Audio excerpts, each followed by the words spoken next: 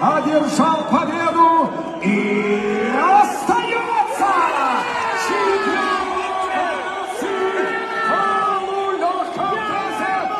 салом дӯстдорони ММА ба канали мо хуш омадед. дар видео лайк гузоред ва мо оғоз мекунем. дӯстони мо ба ҳавои сард нигоҳ накарда ба шумо пойафзулҳо ва либосҳои мутобиқ ба ин фасли солро пешниҳод мекунанд. ин пойафзулҳо аз чарму замчи тоза ва либосҳои аз матоъҳои қиматбаҳо истеҳсол шудаанд ва ба сифаташон кафолат дода мешавад. барои фармоиш додан дар васаби рӯи экран будан нависед ва барои тамошои дигар намуди борҳо силкаи телеграм-канал дар комментария ҳаст. ногуфта намонад ки даставка ба тамоми шаҳрҳои Русия ва Тоҷикистон дорем. пас бо дили пур ва роҳат интихоб намоеду фармоиш кунед. дӯстон, чемпиони тоҷикро истиқбол мегирем.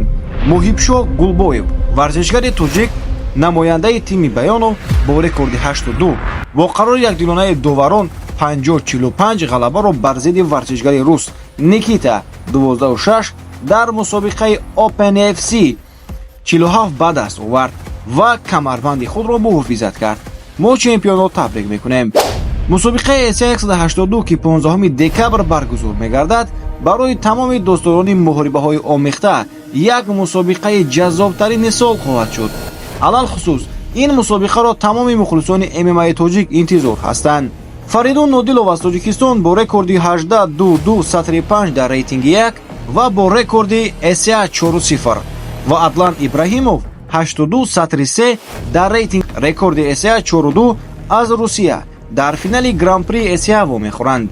ба ғолиби муҳориба ба ғайр аз унвони қаҳрамонии Гран-при Эсия инчунин 15 миллион рубли русӣ дода мешавад.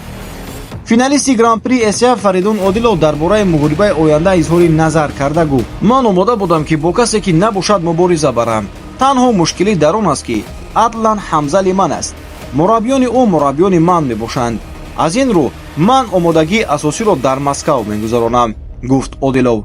бояд қайд кард ки Одилов бори охир моҳи декабри соли 2023 дар мусобиқаи Эсия 168 бар зидди Михаил Махнаткин ба қафас баромад. ин муҳориба ки дар даври сеюм қатъ карда шуд ба фоидаи Фаридун бо нокаути техникӣ ба анҷом расид. иброҳимов муҳорибаи охирини худро бар зидди Леонардо Силва моҳи марти соли равон дар мусобиқаи Эсия 172 анҷом дод. дар ин муҳориба ки то охир давом ёфт, Атлан бо қарори ҷудогонаи доварон пирӯзӣ ба даст овард. ба фикри шумо дӯстон, дар ин мусобиқа кӣ даст боло хоҳад шуд? ҳатман дар комментария нависед.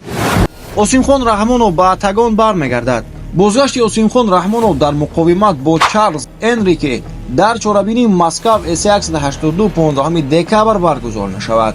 бояд гуфт ки Чарлз бисёр варзишгари пуртаҷриба буда моҳи феврали соли 2021 бар зидди варзишгари тоҷик Азам Ғафуров дар мусобиқаи Эсия 118 баромад карда бо қарори доварон дастболо гардидааст.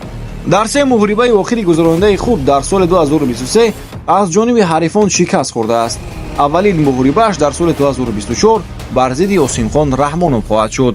Осимхон бошад имсол то ин дам ду муҳориба гузаронида дар мусобиқаи Эсия 162 аз ҷониби Азам Керефов шикаст хӯрда, дар мусобиқаи Эсия 175 бошад Валтер Прейраро дар раунди якум бо нокаут шикаст дода дастболо гардидааст.